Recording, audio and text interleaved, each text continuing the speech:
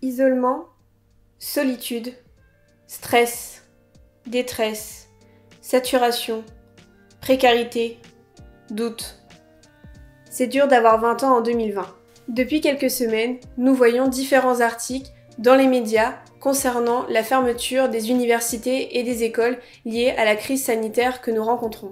Et oui, cela fait bientôt maintenant 1 an que nos vies ont bien changé, que nos cours en distanciel sont devenus notre nouveau moyen d'apprendre, que nos camarades sont devenus de simples photos de profil sur Zoom et que notre amphithéâtre, notre salle de classe est devenu notre nouveau lit, notre nouveau studio de 15 à 25 mètres carrés. Aujourd'hui dans cette vidéo, je voulais parler de ce sujet qui nous touche, nous étudiants, qui me touche aujourd'hui, et je voulais faire connaître nos ressentis, nos souffrances et nos doutes sur le présent et l'avenir. J'ai été ravie en fait de recevoir des messages de quelques-uns d'entre vous. J'ai été ravie car vous me faites confiance aujourd'hui pour partager en fait vos mots. Au travers de cette vidéo, donc, je vais vous partager ces différents témoignages anonymes et on va parler ensemble de ce sujet. Cette vidéo, elle n'est pas faite pour donner des conseils, elle est plutôt là pour parler du sujet, transmettre ce qu'on ressent en ce moment et être, je l'espère, considéré à nouveau. Le premier témoignage que je voulais vous partager est celui d'une étudiante lyonnaise.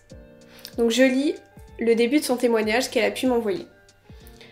Alors, je suis en études sur Lyon et je suis rentrée aux vacances de la Toussaint en Bretagne et depuis, je suis chez ma mère.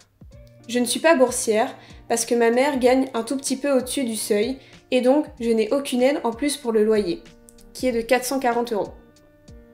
Tous les mois, alors que ça fait 3 mois que je n'y suis plus, le propriétaire ne veut pas baisser le montant du loyer ou des charges et je n'ai donc pas le choix car si je dois retourner en cours, il me faut bien un logement, mais ça fait cher pour ne pas y être. Ici, on voit bien que l'étudiante qui m'a transmis ce message, au final, elle est coincée dans une situation. Elle est coincée entre le fait de savoir si elle doit garder son logement ou non. Car doit-elle le garder alors que financièrement, en fait, ça devient compliqué? Ou alors, doit-elle le laisser alors que les cours vont reprendre, en fait, potentiellement un jour? Aujourd'hui, aucune aide financière en fait va lui être accordée pour surmonter cette crise et payer ce logement qui est à peut-être 700 km de chez elle au final. Je continue donc sur ce témoignage. Par rapport à la solitude, alors non, moi sur ce point, pas de problème, je vois mon entourage, famille et petits copains. Cependant, le distanciel a ses limites, je passe mes journées dans mon lit à suivre les cours ou m'endormir parfois. La seule amie que je me suis faite en début d'année est partie de la formation et c'est compliqué de créer des liens à distance, donc je me sens plutôt à l'écart lorsqu'il faut se mettre en groupe. Commencer ses études, arriver dans une nouvelle ville, aujourd'hui je peux pas concevoir en fait la situation que vit actuellement cette étudiante. J'ai moi-même été en fait l'année dernière la nouvelle étudiante lyonnaise, étant bretonne d'origine, partant à Lyon, et me dire que j'aurais été en fait directement coupée de ses études, bah non en fait c'est inconcevable et aujourd'hui je ressens la difficulté de cette étudiante parce que je me mets à sa place et je me dis que non c'est pas possible en fait, c'est clairement pas possible. On a l'impression de ne pas profiter de notre jeunesse. Avec la fermeture des bars et des boîtes, je vois de moins en moins mes amis. Se retrouver ensemble nous manque quand même beaucoup. J'espère de tout cœur que cette situation va se débloquer rapidement pour tout le monde, mais un retour partiel en cours semble être un bon compromis. Une aide pourrait être accordée aux étudiants non boursiers car ça commence à faire beaucoup à payer là. Mais oui, les étudiants en fait ils paient financièrement et moralement aussi, ça devient en fait de plus en plus difficile, plus les mois passent, plus ça devient en fait compliqué moralement et financièrement. Et au final ça devient de plus en plus compliqué et l'état mental des étudiants se dégrade. Le deuxième témoignage que j'ai pu recevoir est celui en fait là d'une étudiante normande à Rouen. Alors pour commencer, je dirais que si je devais donner un mot pour décrire mon ressenti actuel, ce serait la peur. Peur car cela fait 2 ans que j'ai l'impression de ne rien apprendre, de stagner dans mes études. J'ai eu la chance de trouver une alternance cette année. J'y suis épanouie, mais pourtant, je n'ai plus cette motivation pour me lever le matin alors que je suis de nature bosseuse, voire trop. Tous les 3 jours, je change d'avis et de discours. J'ai parfois envie de tout arrêter et de rester sous ma couette cachée jusqu'à temps que toute cette histoire se termine. Mon ambition a diminué, je suis encore plus perdue concernant mon futur. Je ne sais plus ce qui me plaît et ce que j'aimerais réellement faire. Est-ce que mes études me plaisent? C'est la même question chaque jour. Vais-je réussir mes objectifs et est-ce que j'ai encore le courage et la force? l'étudiante ici est complètement perdue. Elle est coincée, comme je le disais avant, dans une situation. Elle se pose beaucoup de questions. Elle se pose beaucoup de questions, notamment en fait sur son avenir. Qu'est-ce qu'elle va faire plus tard? Quels sont ses objectifs? En quoi mes études, mon alternance va m'apporter quelque chose pour mon futur professionnel? On nous dit de faire des stages, de savoir ce qu'on veut faire plus tard, d'acquérir de l'expérience professionnelle, mais au fond, face à tous les événements qu'il y a aujourd'hui, on est totalement perdu et on ne sait plus quoi faire. Au final, les étudiants n'ont plus réellement d'objectifs. Ils se disent que leurs perspectives en fait dans le futur sont difficilement atteignables et c'est cette crise en fait qui va faire naître ce sentiment chez les étudiants.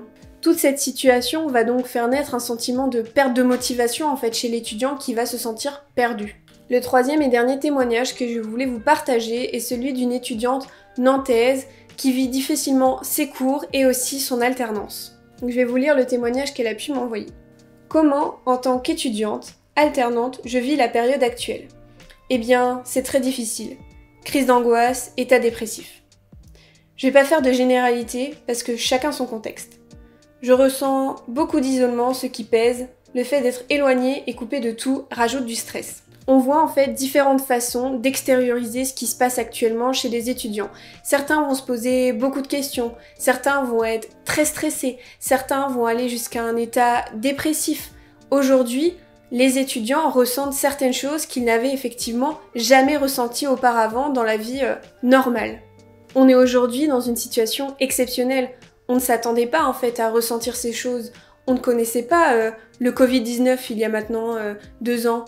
On ne savait pas ce que c'était d'être confiné chez soi. Les cours en distanciel, on connaissait même pas au final. Donc c'est pour ça on ressent des choses qui ne sont pas en fait de notre sort et qui arrivent comme ça sur nous et on doit y faire face. Et certains extériorisent de ces façons. Je continue son témoignage. Côté entreprise, c'est de même voire pire, je dirais. Quand tu commences un travail, une alternance de cette manière, c'est très dur de s'intégrer, de connaître le climat et de créer du lien avec un tuteur. Je me sens très seule, je pense, c'est ce qui revient beaucoup. Faire de l'alternance aujourd'hui en distanciel, ça n'a rien à voir avec le fait de faire de l'alternance, travailler directement en entreprise sur site. Aujourd'hui, les tuteurs avec lesquels vous travaillez, avec lesquels on travaille, je travaille, bref, doivent vous accompagner. C'est tout nouveau pour eux, mais aussi pour vous, sachant que vous n'avez potentiellement jamais travaillé en fait directement en entreprise et surtout en distanciel. L'isolement en fait va être d'autant plus fort pour un étudiant alternant qui ne reçoit pas en fait d'informations de son tuteur, manager, tout ce que vous voulez, bref, si effectivement même l'alternant est motivé, voilà, il se dit bon, moi aussi je vais aller chercher de l'information, je vais envoyer un mail, mais qu'il n'y a aucun retour derrière.